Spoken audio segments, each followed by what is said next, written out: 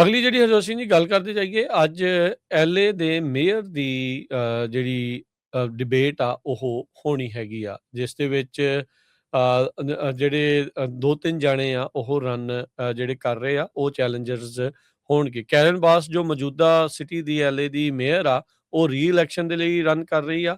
ਉਸਨੂੰ ਚੈਲੰਜ ਕਰਨ ਦੇ ਲਈ ਐਲਏ ਦੀ ਡਿਸਟ੍ਰਿਕਟ 4 ਦੀ ਕੌਂਸਲ ਮੈਂਬਰ ਨਿਤਿਆ ਰਮਨ ਤੇ ਇੱਕ ਸਪੈਂਸਰ ਪ੍ਰੈਟ, ਉਹ ਉਸਨੂੰ ਚੈਲੰਜ ਕਰ ਰਹੇ ਹੈਗੇ ਆ। ਪ੍ਰੈਟ ਕਹਿੰਦੇ ਵੀ ਟੀਵੀ ਰਿਐਲਿਟੀ ਸ਼ੋਅ ਦੇ ਵਿੱਚ ਆਇਆ ਸੀ, the guy who love to hate confessions from a reality TV villain, ਇੱਦਾਂ ਦੀ ਜਿਹੜੀ ਉਸਨੇ ਇੱਕ ਕਿਤਾਬ ਲਿਖੀ ਸੀ। ਅਨਕੈਂਪਮੈਂਟਸ ਜਿਹੜੇ ਕਿ ਹੋਮਲੈਸਨੈਸ ਦੀ ਬਹੁਤ ਮੰਦੀ ਸਥਿਤੀ ਆ ਐਲਏ ਦੇ ਇਲਾਕੇ ਦੇ ਵਿੱਚ, ਉਹਨੂੰ ਲੈ ਕੇ ਜਿਹੜੇ ਕੈਂਡੀਡੇਟ ਆ ਉਸ ਦੇ ਵਿੱਚ ਕਹਿੰਦੇ ਵੀ ਕਾਫੀ ਜ਼ਿਆਦਾ ਨੋਕ ਝੋਕ ਹੋਣ ਦੀ ਸੰਭਾਵਨਾ ਜਿਹੜੀ ਬਣੀ ਪਈ ਆ। ਇੱਕ ਐਲਏ ਦੇ ਵਿੱਚ ਫ੍ਰੀ ਨੀਡਲ ਐਕਸਚੇਂਜ ਪ੍ਰੋਗਰਾਮ ਵੀ ਜਿਹੜਾ ਉਹ ਚੱਲਦਾ ਆ। ਉਹਨੂੰ ਲੈ ਕੇ ਵੀ ਜਿਹੜੇ ਸਵਾਲ ਜਿਹੜੇ ਕਹਿੰਦੇ ਵੀ ਹੋਣਗੇ ਵੀ ਕੀ ਇਸ ਨੂੰ ਬੰਦ ਕਰ ਦਿੱਤਾ ਜਾਊਗਾ ਜਾਂ ਨਹੀਂ।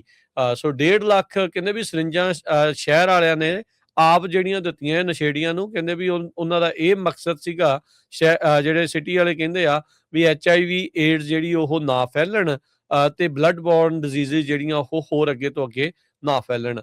ਉਧਰ ਕਿਉਂਕਿ ਪਿਛਲੇ ਸਾਲ ਹੀ ਪੈਰੀਸੇਡ ਫਾਇਰ ਜਿਹੜੀ ਹੋਈ ਆ, ਉਹਦੇ ਰਿਸਪੌਂਸ ਨੂੰ ਕਹਿੰਦੇ ਵੀ ਇਸ ਟਾਈਮ ਸੈਂਟਰ ਸਟੇਜ ਜਿਹੜਾ ਡਿਬੇਟ ਦੇ ਵਿੱਚ ਮਿਲਿਆ ਹੈਗਾ ਆ। ਜਿਹੜੀ ਕੌਂਸਲ ਮੈਂਬਰ ਨਿਤਿਆ ਰਮਨ ਆ, ਉਹਨੇ ਕਿਹਾ ਵੀ ਉਹਦੇ ਡਿਸਟ੍ਰਿਕਟ ਦੇ ਵਿੱਚ ਅਸੀਂ 54% ਜਿਹੜੇ ਟੈਂਟ ਤੇ ਇਨਕੈਂਪਮੈਂਟਸ ਆ ਉਹ ਘਟਾ ਦਿੱਤੀਆਂ ਆ ਪਿਛਲੇ 3 ਸਾਲਾਂ ਦੇ ਵਿੱਚ। ਕਹਿੰਦੀ ਵੀ ਮੈਂ ਬਹੁਤ ਪ੍ਰਾਊਡ ਆ ਤੇ ਕਹਿੰਦੇ ਵੀ ਇਹਦੇ ਨਾਲ ਹੀ ਜਿਹੜੀ ਰੀਅਲ ਪਬਲਿਕ ਸੇਫਟੀ ਆ ਉਹ ਸਾਹਮਣੇ ਜਿਹੜੀ ਉਹ ਆਊਗੀ।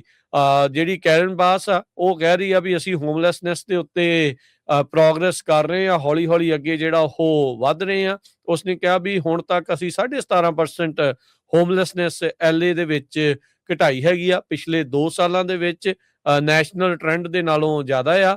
ਤੇ ਕਹਿੰਦੀ ਵੀ ਦੂਜੀ ਟਰਮ ਦੇ ਵਿੱਚ ਅਸੀਂ ਇਸ ਨੂੰ ਹੋਰ ਵੀ ਜ਼ਿਆਦਾ ਘਟਾਵਾਂਗੇ। ਸੋ ਐਲਏ ਕਿਉਂਕਿ ਇੱਕ ਬਹੁਤ ਅਹਿਮ ਸ਼ਹਿਰ ਆ ਅਮਰੀਕਾ ਦਾ, ਕੱਲਾ ਕੈਲੀਫੋਰਨੀਆ ਦਾ ਹੀ ਨਹੀਂ। ਸੋ ਇੱਥੋਂ ਦੇ ਮੇਅਰ ਕੀ ਕਰਦੇ ਨੇ, ਕਿਵੇਂ ਹੁੰਦਾ ਆ, ਉਹ ਬਹੁਤ ਕੁਛ ਮੈਟਰ ਜਿਹੜਾ ਉਹ ਕਰਦਾ ਆ। ਓਲੰਪਿਕ ਗੇਮਸ ਵੀ ਇੱਥੇ ਆਉਣੀਆਂ ਆ ਇਸ ਸਾਲ। ਜਿਹੜਾ ਹਰਜੋਤ ਸਿੰਘ ਜੀ ਆਪਾਂ ਨੂੰ ਪਤਾ ਵੀ ਫੀਫਾ ਦੇ ਵਰਲਡ ਕੱਪ ਦੇ ਮੈਚ ਵੀ ਜਿਹੜੇ ਉਹ ਖੇਡੇ ਜਾਣੇ ਆ। ਸੋ ਇਹ ਸਾਰੀਆਂ ਚੀਜ਼ਾਂ ਬੜੀਆਂ ਅਹਿਮ ਰਹਿਣਗੀਆਂ। ਐਲਏ ਸੈਂਟਰ ਸਟੇਜ ਦੇ ਵਿੱਚ ਸੀਗਾ ਜਦੋਂ ਇਮੀਗ੍ਰੇਸ਼ਨ ਕ੍ਰੈਕਡਾਊਨ ਜਿਹੜਾ ਚੱਲ ਰਿਹਾ ਸੀਗਾ, ਤੇ ਬਹੁਤ ਵੱਡੇ ਪੱਧਰ ਦੇ ਉੱਤੇ ਜਿਹੜੀ ਬਿਗ ਮਨੀ ਆ, ਉਹ ਕਹਿੰਦੇ ਵੀ ਐਲਏ ਇਲੈਕਸ਼ਨਸ ਦੇ ਵਿੱਚ ਪੋਰ ਹੁੰਦੀ ਆ। ਚਾਹੇ ਉਹ ਯੂਨੀਅਨਸ ਹੋਣ, ਚਾਹੇ ਬਿਜ਼ਨਸਿਸ ਹੋਣ, ਹਾਲੀਵੁੱਡ ਵੀ ਇਸੇ ਦੇ ਵਿੱਚ ਹੀ ਜਿਹੜਾ ਹੋਊਗਾ।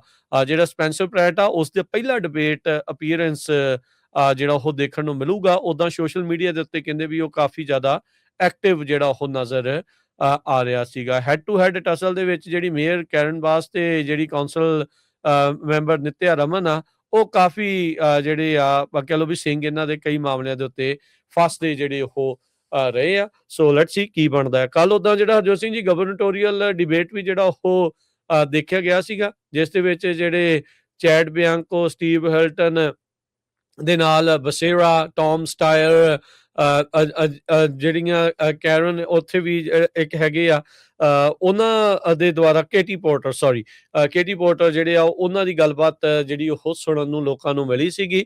ਸੋ ਆਪਸ ਦੇ ਵਿੱਚ ਜਿਹੜੇ ਰਿਪਬਲਿਕਨਸ ਆ ਉਹਨਾਂ ਨੂੰ ਵੀ ਜਿਹੜੇ ਸਵਾਲ ਜਵਾਬ ਆ ਉਹ ਹੋਏ ਹੈਗੇ ਆ। ਸਟੀਵ ਹਿਲਟਨ ਯੂਕੇ ਦੀ ਉਹਦੀ ਅਪਬ੍ਰਿੰਗਿੰਗ ਆ, ਉਹਦੇ ਸਵਾਲ ਉੱਠੇ। ਚੈਡ ਬਿਆਂਕੋ ਨੇ ਉਹਦੇ ਬਾਰੇ ਕਿਹਾ ਸੀਗਾ ਵੀ ਇਹ ਤਾਂ ਬਾਹਰੋਂ ਆ ਕੇ ਜੀਓਪੀ ਦੇ ਉੱਤੇ ਕਬਜ਼ਾ ਜਿਹੜਾ ਉਹ ਕਰਨ ਦੀ ਕੋਸ਼ਿਸ਼ ਕਰ ਰਿਹਾ ਆ। ਉਹਨਾਂ ਸਵਾਲਾਂ ਦਾ ਵੀ ਜਿਹੜਾ ਤਿੱਖੇ ਸਵਾਲਾਂ ਦਾ ਬਿਆਂਕੋ ਨੂੰ ਵੀ ਸਾਹਮਣਾ ਜਿਹੜਾ ਉਹ ਕਰਨਾ ਪਿਆ ਆ। ਤੇ ਦੂਜੇ ਪਾਸੇ ਜਿਹੜੇ ਡੈਮੋਕ੍ਰੇਟਸ ਆ, ਜਿਹੜੇ ਟੌਮ ਸਟਾਇਰ ਆ, ਉਹਨਾਂ ਨੂੰ ਇਹ ਚੀਜ਼ਾਂ ਪੁੱਛੀਆਂ ਗਈਆਂ ਵੀ ਭਾਈ ਤੁਹਾਡਾ ਅਚਾਨਕ ਹੁਣ ਦਿਲ ਕਿੱਦਾਂ ਜਿਹੜਾ ਬਦਲ ਗਿਆ।